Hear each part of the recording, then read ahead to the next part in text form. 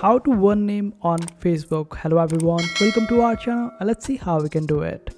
So after opening up your Facebook account, just simply click on your profile, then go to the section of settings and privacy. Here click on the option of settings. Now on this page you would be able to find the option of see more in accounts center. Simply click on it. If you are on mobile device, just scroll down and you would be able to find it. And under your profiles you would be able to find this option of Facebook profile. Simply click on it, and here you get the option of name. Click on it.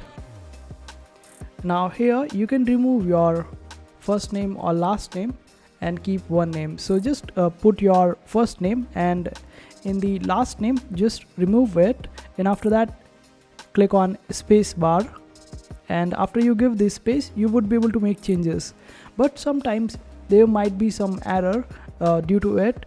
In that case it might not work in some countries, and what we have to do in that case is that we have to get a VPN and connect that VPN to Indonesia server, and in Indonesia you can select any location, and after that you can just do these steps and you would be able to change your name and just keep one name. And this is how you do it. I hope this video was helpful. Make sure to hit that like button and also subscribe to our channel for more helpful videos.